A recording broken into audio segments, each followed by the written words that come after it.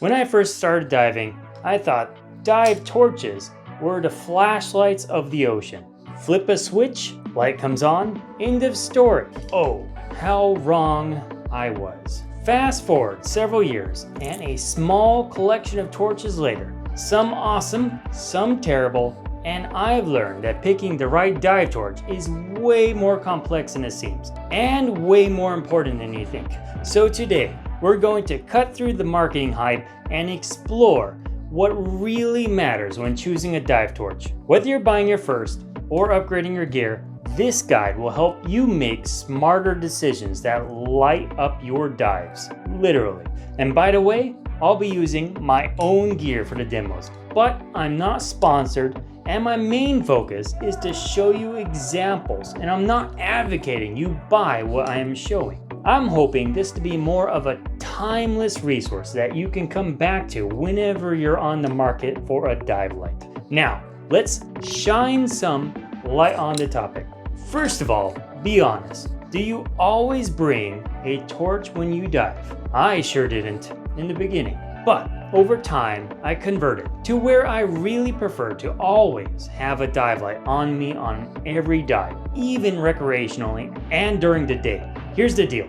Water is a light thief. It steals color from your vision, one wavelength at a time. The deeper you go, the more powerful the effect. Red disappears about 16 feet or 5 meters. Orange by 32 feet or 10 meters.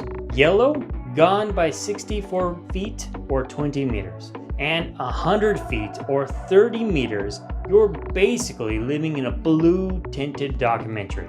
Without any artificial lighting, everything will turn more and more blue. Not to mention darker and darker as light doesn't penetrate as deep as you think. That stunning red coral at 30 meters, it's gonna be dull brown without a torch. That neon fish, it's gonna look great. And it gets worse on cloudy days or if you're not getting direct sunlight overhead. Most of us love diving to see and experience the life under the water. But without your own light, let's call it BYOL, bring your own light. You're just not seeing the full picture. Plus, a torch isn't just for color. It's your underwater walkie-talkie. Having a dive torch always at the ready buys you a communication at the speed of light. If you're having an issue and you need to get your buddy or your group's attention fast, start flashing your light at them to get their attention, and then they will be able to help you. This is much more reliable than sound, which when you're scuba diving, it can be very hard to understand the direction sound is coming, while light is going to be a direct beam in most cases. Also, if there's a lost diver, a dive torch can be used to shine in all directions. Not to mention, it's a big piece of metal. You can use this to clank on your tank. And you can use the dive torch to signal upwards to show where you're going to breach at the surface. Even if you prefer not to carry your dive torch during the day, it's essential for night dives or dives with limited visibility. In murky environments, it might be the only thing you see from your buddy diver. At times, just 2 meters or 5 feet away, you can lose sight of your buddy, but you will generally see their torch light. So it is a great communicator in murky water. For technical and cave diving, it's even more critical as there's no natural light in those environments. So let's dive in and explore the features offered by scuba diving light sources. If you're enjoying this video, now's a great time to like and subscribe. I post weekly content to help new divers grow their skills, build confidence, and explore the ocean with curiosity and care. And by the way, I started a newsletter for the latest and greatest of scuba diving. Feel free to sign up for that in the description below. Most dive torch ads love to brag about lumens like it's a competition. 5,000 lumens, 10,000 lumens. This one right here, 5,000 lumens. Cool, but that's not the entire story. It's not the only thing that matters in your dive torch. If it were that easy, we could call this video done right here and now. But as always, the story gets a bit more complicated. First, let's take a look at something often overlooked on dive torches: the color of the beam. Light coloration is measured in Kelvin, and a higher number doesn't mean it's better. Typically, Kelvin ranges are from 2.5K to 10K. For reference, daylight from our sun is about 4.5K Kelvin. The lower the number, the warmer the light will be, with more red and yellow tones. Mid ranges from 5 to 6K offer a more white balanced feel. Higher ranges start going more blue, which, as you can imagine, is not super ideal for scuba diving. So what's better for you? As always, it depends, but generally, dive lights with a narrow beam meant for long distance visibility work best with a mid-range color temperature. On the other hand, wide beam lights used for close-up viewing often benefit from warmer color temperature. I'll get into these wide and narrow beams a little bit more in a moment. But as you can imagine, this warmer color is especially preferred by photographers and videographers, as warmer light gives more natural and inviting glow to subjects as you're taking that photo or a video. Photographers especially love lights around 4,000 to 4,500 Kelvin for that natural and warm glow. Some torches come with red filters, either internally or through an external attachment. Why is that useful? First, red light is gentle on marine life, since most sea critters don't have eyelids. If you've ever dove with a mandarin fish, you'll quickly find they hate light. If you shine a regular light at them, they'll disappear. But a red light, they'll stay around, and you can get some good photos of them. So it goes to show that red, natural, warm color really irritates the fish less likely to damage them. I still wouldn't hold it on their face, remember they don't have eyelids, for very long. Second, it helps with night photography. But as you can imagine, the red light doesn't travel very far, so don't expect it to be your main beam. And yes, there are infrared torches too. However, if you bought one of these for your next night dive without understanding what they do, I'm sorry to say, you will be greatly disappointed. These dive torches emit a different type of light that we humans can't even see. Interestingly enough, some fish can see that infrared light, so it still has some nuance, and you should not shine it in their eyes for very long. But more importantly, you might be wondering, what's the point of this expensive device that doesn't even help with the light situation? Well, these are a very niche and specialized camera equipment where you can get out of this world shots with special lenses on your mask or special lenses or modes on your camera. What happens is it emits this infrared light, and certain animals and certain things will reflect that infrared light back, and the camera and the special lenses can allow you to see that, and it really does look pretty cool. But it's pretty niche and better to rent, in my opinion, and experience on occasion. Let's get back to beam power, which is measured in lumens. Lumens are a measurement for luminous flux. But what is that? More or less, it is a measurement of brightness of a light source, which does translate to how far away it can be seen, and more importantly, how much it might pierce through the water. Generally, the higher the lumens, the brighter the light. So, does that mean you should always go for the highest number possible? Not so fast. Ultra bright dive lights can feel more like underwater lightsabers, not just blinding the fish near you, but also possibly your buddies. Plus, higher lumen output often comes with a very high price tag and reduced battery life. And in certain conditions, such intense brightness can actually work against you. Dive torches can range anywhere from 200 to a whopping 20,000 lumens, offering a wide spectrum of brightness to suit different diving conditions. Also, a wide range of how much you'll be feeling the pain of emptying your wallet. As a general rule, you'll need a higher output during the day compared to the night, since your light will naturally stand out more in the dark.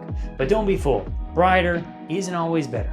And I'll explain why when I start talking about how big the beam is in a moment. But to drive home the current example of a big bright light with a wide beam in a murky water situation with lots of silt, a high lumen light can actually backfire. The beam reflects off all the particles, creating this backscatter, which feels like you're driving through a snowstorm with your high beams on. In these situations, a lower lumen setting is more effective and allows for better visibility. The good news is most lights come with several modes, so that's generally a feature that you'll want. And the lumens on the box is usually the maximum output, so you can easily switch to a lower mode for night dives or poor visibility and use the brighter setting during the day. As a rule of thumb, low lumen light modes, 150 to 450 lumens, are perfect for night dives and wide beams in murky waters, or as a wide beam backup that won't disturb marine life. Mid-range lights around 1,000 to about 3,000 lumens with a narrow beam are ideal as a primary torch for daytime dives, giving you distance and focus. High output lights above 3,000 lumens are typically reserved for very murky waters with a narrow beam, deep or cave diving where there's no natural light at all, or enough murk in the water leaving you more reliant on light communication. If you're looking to buy your first light, a good range to consider is that mid-range, around 1,000 to 3,000 lumens, which is a great bang for the buck. Pair it with a more affordable 150 to 450 lumen backup light for emergencies. A backup is necessary in any situation where you're required to carry a light, like during a night dive. Tech diving agencies have traditionally recommended backups with disposable batteries, replaced annually for reliability. Rechargeable lithium options are improving, but whichever you choose, make sure your backup is ready when you need it. Let's talk about one of those underrated parts of the dive torch, something that can make your dives more cinematic or chaotic, and it's something I talked to a little bit ago, the beam angle. This refers to the angle at which light is emitted from your torch, and it can make a huge difference underwater. Typically, a narrow beam, also called a spotlight, runs 20 degrees or less. This focuses the light forward and pushes all the lumens or light particles in a tight beam to pierce right in front of you. And this is perfect for communication purposes and seeing far ahead to spot what's out there. But it'll be a narrow focus beam, like a lightsaber. Back to my earlier example, where lower lumens help in murky waters. Narrow beams also help pierce further and can minimize the visible backscatter as well. So in general, it's great for communication purposes in murky water as well. However, this intensity can be overwhelming and even blinding to other divers and marine life. So it's not ideal for up-close viewing or filming animals. I don't want to see anyone taking a 5,000 lumen and trying to point out that scorpion fish to their diver friends by shining their light right on the thing and holding it there. Nor do I want to see anyone pointing that 5,000 lumen light and blinding all other dive buddies. That's not a good way of making a dive buddy who wants to dive with you again. Now, on to wide beams. Sometimes called a flood or scatter light, is typically anything above 20 degrees and scatters your light particles over a broader area, allowing you to see more of your surroundings at once. So you can imagine a beam like this versus this. Which one's going to allow you to see more of the thing you're looking at? Of course this one, but also the lumens are spread out over a much bigger area versus this. So when your light is wide, expect to see less distance in favor of a wider viewing angle. And that's why it's better for close range viewing. Because of this distribution, these lights are much more tolerated by divers and other wildlife. But make sure you don't crank it up to the maximum lumens and try to blast a fish directly in the face. Don't test their patience nor their eye visibility. You could be really doing damage to a fish. And of course, respect your fellow dive buddies. Wide beams are like underwater floodlights. They don't punch far, but they bathe your surroundings in soft, beautiful light. Trying to light up a wreck with a narrow beam is like inspecting the Titanic with a laser pointer. A good sweet spot for a medium-wide range for me is generally around 20 to 45 degrees for normal recreational use. Higher ranges are honed more for videography and special use cases. It's worth noting that while narrow beams are generally better at cutting through murky particles that create backscatter, you may still need to lower your brightness in silty conditions. In some conditions, you'll still see a little bit of backscatter. On the other hand, wide-angle lights are ideal for that close-up views of marine life. And on the other hand, those wide angles are great for inspecting close-up views of marine life and capturing those photos and videos, especially if something is moving around quickly. The wide angle will illuminate a wide area, allowing you to see where it's moving and track the thing easier. Now that we've explored how beam angles affect visibility, here's a simple rule. Use a narrow beam as your primary dive torch for long distance visibility and signal.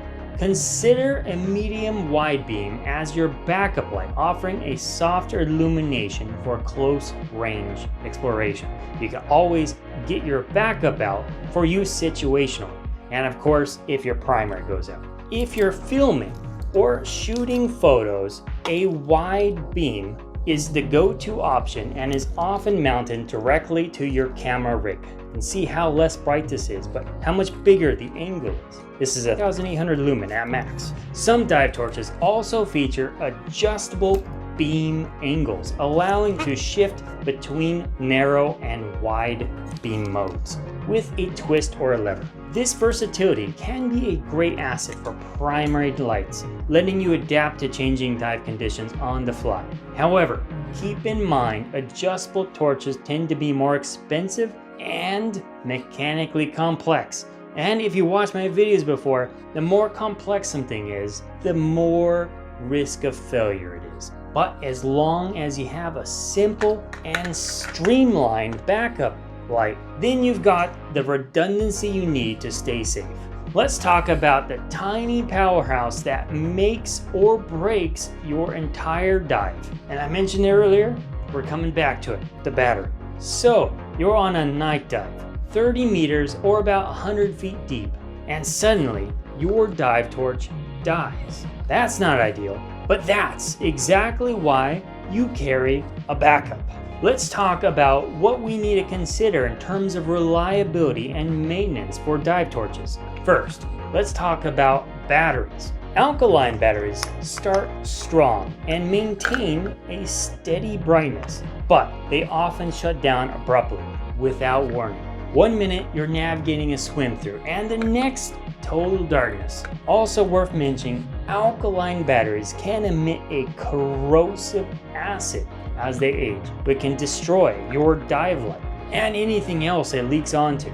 So it's worth changing these regularly. Some say once a year, but gauge it, find a system that works for you. I probably wouldn't go anywhere above 3 years. Yearly is probably the safest bet. But let's also talk about nickel or NIMH rechargeable batteries. These are more economical over the long term and have a gradual decline curve, which provides clear warning signs as brightness fades. But the batteries themselves tend to be a little unreliable. If you've ever tried replacing all the alkaline batteries in your household, you've probably invested into nickel batteries. And you've probably found half the time they're either losing their charge or going bad. There tends to be a high rate of deficiencies. So in terms of scuba diving, I haven't been very fond, at least for myself, about nickel batteries. Maybe you've had a better experience, but I would generally stick to alkaline for at least those non-proprietary batteries, and they're great for the backup light. But lithium-ion batteries, this is a newer technology, well maybe not anymore, but it's taken the world by storm. They maintain a nearly full brightness until they're almost depleted. but then they give you a short but noticeable warning period. In cold waters, lithium ion performs consistency, while alkaline can lose up to 50% of its capacity. Man, it took me forever to get this cap back on. Finally got it. Maybe something to also look at is how hard it is to access the battery in your dive light. It can be a pain sometimes. Okay, but back to lithium batteries. Lithium batteries used to have a bit of an explosive reputation, but the technology has come a long way, and today they are more stable. I mean, I'm gonna knock on wood and hope there's not some new news headline of an exploding battery after its releases, but they're fairly stable of recent. And so a lot of modern lights tend to be more lithium based. But one important consideration, especially if you're flying, is making sure your lithium battery is under the flight regulations of the countries you're flying to or through. This is a proprietary lithium battery, and I have to make sure I'm careful with this where I travel. I usually take it out of my dive torch and put it in my carry-on. Some older dive torches, or those preferred by technical divers for backup use, still use alkaline or neon batteries. And that's a feature which you might even desire. Because it's more simple, alkaline batteries have been around for a long time. They're stable, they won't explode, they're low maintenance. They're a popular choice for reliable backup dive torches. Lithium batteries offer higher performance and rechargeability, but can be more sensitive to temperature and aging. Lithium, in general, is preferred over neon batteries. Whichever you choose, always make sure your batteries are fresh or fully charged before your dive, or it doesn't matter which you choose, you'll have a dead torch. It's surprisingly common for divers to forget to charge their backups. So back to the benefits of alkaline, that you only have to change them annually, and they generally are good to go in your backup light. Unless you're using your backup light frequently, your backup light is in a good state for generally the usage that you probably needed for it. And because you would think this would be a feature that lights should have, they don't always have a consistent low battery warning. Having a built-in battery indicator on your dive torch is incredibly useful, a feature to look for in your dive torch. Even better if it has more than just battery is on, battery is low, battery is off. It's nice to have some kind of gradient from you have power to maybe, you're a little low versus you're really low versus off. I like options, and so the better gradient you have on your battery power, the better. That little battery indicator will tell you how much juice is left and gives you a peace of mind, and it helps prevent surprises underwater. Sometimes you'll be using your dive torch on repetitious dives, and it just is nice to tell, kind of like you're getting low indicator to tell you that you should charge it in between dives, or you might be just starting a dive. You turn on your light and it goes to green to red, and now you just find, oh, now I'm almost out of battery. That's great. Thank you for letting me know. And it probably doesn't last the full dive.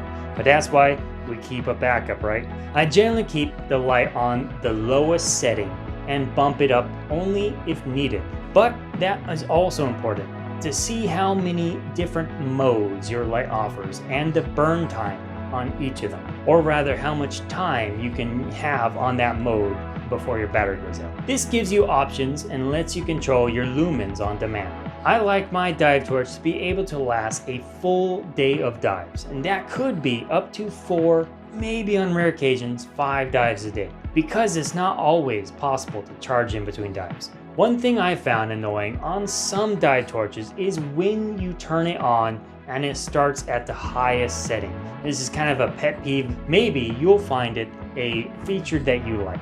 Take this one for example. When I turn it on, it goes bam, full lightsaber mode. I usually have to click it 3 times before I get to the lowest setting. So every single time I turn it on, and sometimes I forget, like, oh, is it 2 clicks? Is it 3 clicks? Is it 4 clicks? Okay, there it is. That's the low setting. So it kind of gets a little irritating. You can kind of see I'm a little irritated by it. I wish all dive lights start at the lowest setting. They might be having some users that prefer it. So test them out and see what you think. I kind of like it to start at the lowest. So before you buy, something to consider. Cycle through the different modes and see how those controls feel. Does it feel right? Does it feel like it's gonna annoy you? That is something I wish I considered. Toy around with some of the buttons, switches, or twist tops. These are all how you turn on and off your torch, as well as switch modes. And just to kind of show you, this is kind of a button, and this is a twist top. One thing is you have to have multiple hands, and here is a switch. I didn't put the batteries back in there. But anyways, that's a switch. And for buttons, take good consideration what kind of button it is. Personally, I've had some bad luck with spring-based switches. This is a spring-based switch. You can kind of see the springs underneath them. Those have failed once or more on me. So in my experience, buttons tend to be a little less reliable. But I've also had, I kind of wish I kept it, a switch failed on me because it like rusted over. Probably my fault for lack of maintenance. So buttons and switches tend to be a little less reliable, but that's anecdotal and my personal experience. Generally you can find all three on different dive torches, so kind of figure out which one works best for you. But I'm gonna tell you a little rule of thumb. Generally, for your primary, buttons do pretty well, because generally if you start your dive, you're gonna hit the button once. The problem is buttons just don't do well in pockets. It's kind of easy to hit that button when you don't want to. So if you're already gonna have your primary out, it's kind of nice. The button works very well for that purpose. The button's easy, it's intuitive. The switch and the twist top tend to be good for your backup lights. Because I have had a switch fail on me over time, I generally prefer the twist top. But a twist top doesn't make for a good primary because it takes two hands to twist. It's kind of nice. If I'm lost at sea, I can go into disco mode to make myself feel better. But the important thing about twist is it takes two hands. And so that is kind of a bummer for your primary, but for a backup, that's okay. So something to think about. You want your backup light to be mechanically simple and reliable for when you need it. And ideally, not something that's going to accidentally turn on in your pocket with a little bit of pressure. That's what you want in an emergency. Like I said, get a feel for the controls, decide if they seem intuitive and dependable. If they feel weird, that could be a potential failure point or something that will aggravate you to no end across all your dives, like that starting at a high setting for me. And the design of the battery compartment is another major factor in how dependable a dive torch is, especially at depth. Some high-end models separate the battery from critical electronics in isolated compartments. That's really neat. This design can keep the torch functioning even if it floods, which could be a literally life-saving feature during cave dives or technical deep dives. You'll find these things generally have a long cord. I don't own one myself, but I will show you an image of one so you get an idea.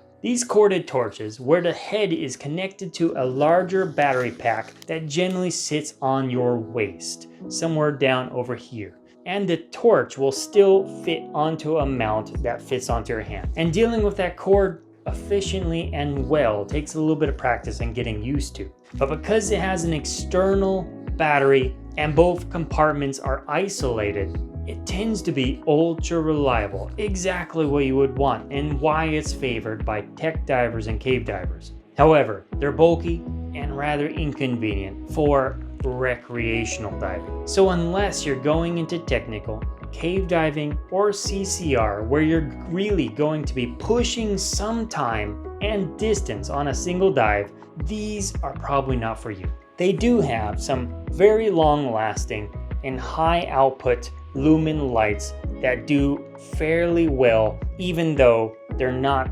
individually separated in isolated compartments, and these are a little bit cheaper and easier to use for recreational diving. Another thing to consider is your dive torch should be rated for at least 100 meters of depth. Those dive torches are going to take a beating, and even though you're probably never recreationally, you're never going to be going deeper than 40 meters, it's kind of nice that it goes up well beyond the requirement. because when they do take a beating, it's gonna be that little difference that floods them or not. Technical dive torches can be rated up to 300 meters, but that could mean that they're a little bit harder to maintain due to design constraints. So with that said, recreational dive torches might just be a little bit easier to maintain and travel with. Also, I mentioned it earlier, but make sure you open that thing up and see the battery compartment and how hard it is. Some can be a real pain. Also, see how you're gonna charge the batteries if they're rechargeable. A lot of them come with these proprietary chargers that are bulky to travel with and difficult to replace if you lose them. This thing is kind of a pain. I mean, especially if your wife or your friends get different lights, you're all gonna have these different chargers and nobody can share them, and it just turns into a gigantic proprietary mess. One really neat thing, if your desired dive torch supports it, is with some of these, they're starting to adopt, look at that, USB-C. Isn't that brilliant? You can recharge this thing with USB-C. I have so many of those cords, everyone does, so that's great. I'm hoping this becomes a more popular thing. It certainly makes traveling easier if all you need to bring is a USB-C cord for all your stuff. If charging and maintenance are going to frustrate you, that could be a deal breaker for your light. Another critical part of your dive torch is the O-ring or rings and how easy they are to maintain. Sometimes there are several O-rings for redundancy. That's not a bad thing. This helps reduce the risk of flooding, but you'll want to regularly inspect, clean, and apply a tiny bit of silicone grease, just enough to make them glisten. You don't want any visible grease on that O-ring. That just attracts dirt. If an O-ring is damaged or very dirty, your torch could be at serious risk of flooding. I recommend checking your O-ring at least once a year or before any major dive trip. Some torches eliminate O-ring maintenance altogether by being factory sealed, like this torch that I use for my video camera. There's no opening this thing. It basically charges through a proprietary connector on the back. Wow, that's kind of a pain. Being factory sealed is kind of a nice benefit too. These sealed units usually have non-removable, rechargeable lithium batteries. While you can swap out the battery yourself, they're super easy to travel with. Just charge, test, and go! But if it fails, it's done for. There's no fixing it. So keep a reliable backup light on hand, just in case. And there's a few more features worth looking at in your dive torch. Let's consider weight, for example.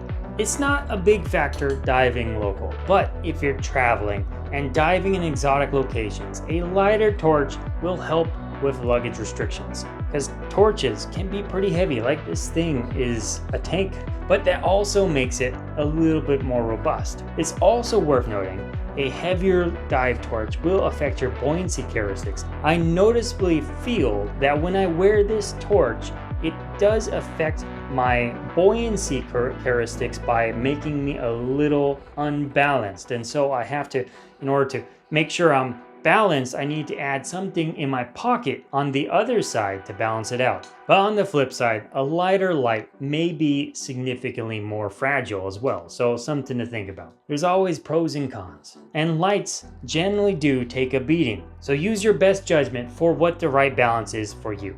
You'll also want to think about attachment options. Attachment options like this hole, and maybe I could fit something around these holes here. Or I have a hole here where I can fit a small loop of paracord. Or I can put some line and have a clip on it that I can attach to my D-ring. So just take some moment and just take notice of the little holes in it and how that can give you options of attaching that light somewhere on your equipment or stowing it temporarily. Like when generally I'm wearing this light, I will have it here, but in order to not blind anyone, I have to take this off, take a clip to it, and then stow it on my D-ring, pointing down so I don't blind anyone. And now my hand is free. And then when I'm done, unclip, put it back, and now I'm good to go.